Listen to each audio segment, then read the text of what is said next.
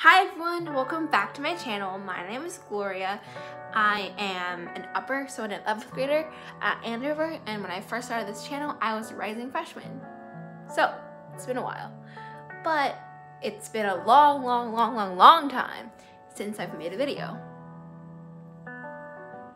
My apologies. But today I'm going to be giving you some tips and tricks that I guess could pertain to you from my perspective if you're stepping into an academically challenging environment.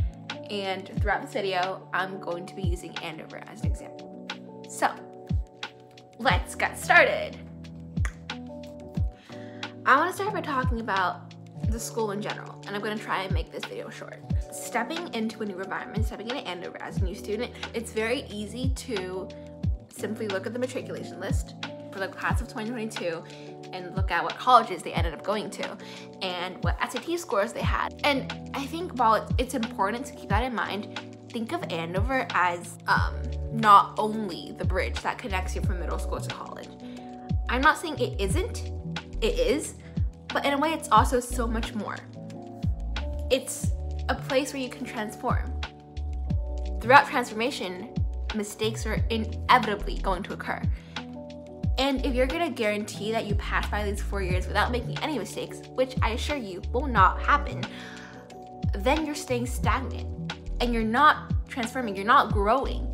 Then to me, even though you might have abided by your plan and gotten into a really good college at the end, to me it feels as if Andover was kind of a waste because you're young, you have this wonderful opportunity to come to the school where I guess people say all these great minds congregate in a small town in Massachusetts, and if you're going to not be affected by any of that, then you have not grown at all. It's something so different and so amazing to grow here. You're transforming in high school. You're learning these life lessons that you might not get to learn until in college. You're doing that right now.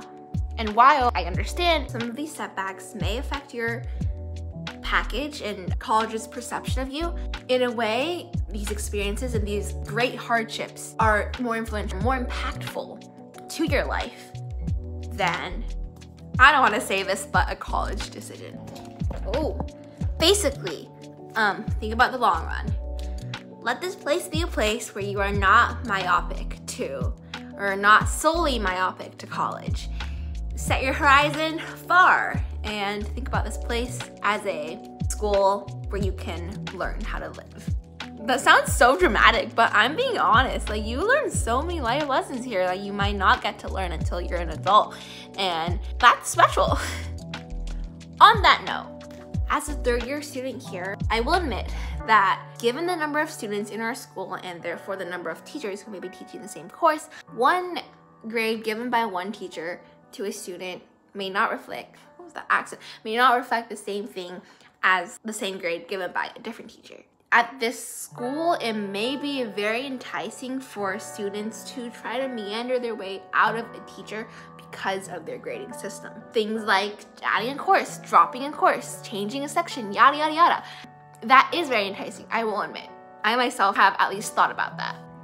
And I'm gonna be very blunt, I urge you to not do that. Unless this teacher is having constant disagreements with you or is giving you a really bad grade, try to be flexible, try to adapt to the teacher because that promises great things in your future. If you're able to navigate your way through a teacher and successfully adapt to their methods, you learn something that you cannot learn anywhere else, right? And if you think about it, at your 4 years at Andover, you can get literally up to 12 times 6, 72 different teachers, not even including your extracurricular teachers. Let's say you do learn to navigate through 72 different teaching methods. Imagine how flexible and how adaptable of a person you will become.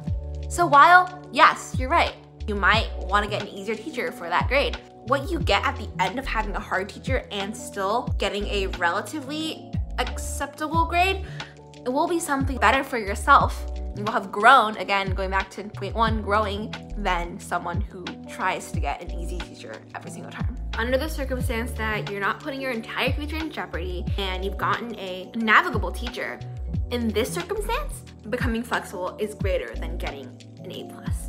I refrain from saying in every circumstance because, let's be honest, your grades do matter, but I guess this provides a means of thinking in the long run to comfort yourself from a grade that you're not too happy with at the end. You're okay, but you're not too happy with. On a third note, it is enticing yet again to receive your schedule and look at the list of teachers you have and then ask your friends, what are these teachers like? Sometimes your friends will tell you, oh my gosh, I love them, and sometimes I did not really like them. Here again, I ask you to enter your classes with a neutral mindset because the same method that works for your friend may not work for you and vice versa. It's important to not be impacted by other people's opinions. Do not associate that teacher with negativity, literally prior to entering the classroom. To me, that's a little bit absurd, even though I am very guilty of doing that. You need to first at least take one class, right? Hey guys, I'm editing this video right now and I just want to add that once this negative association happens, it may impact you so much so that at the end you may feel as if a teacher is so much worse than he or she actually may be. Alright, I just want to conclude this video by repeating to you guys a motto that has supported me a lot and given me so much comfort over the years, saying that everything that has happened is for the greater good. And I think the most relatable example for students would be this.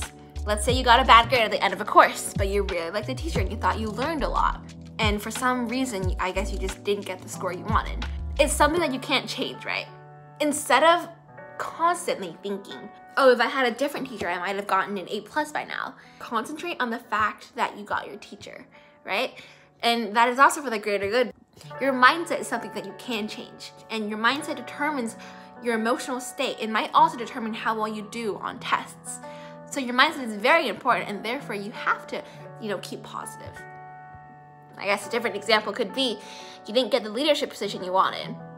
You don't know, maybe it is for the greater good. Maybe that opened different windows for you to apply for even additional leadership positions that you're more interested in the future. You don't know, so keep on being hopeful. And yeah, I guess that concludes this video. I understand this video was more related to academics. Also, if you are interested in hearing the opinions of my friends, I'm sure they are more than happy to appear on this channel. So yeah, see you guys next time, and I really hope you enjoyed this video. Thank you!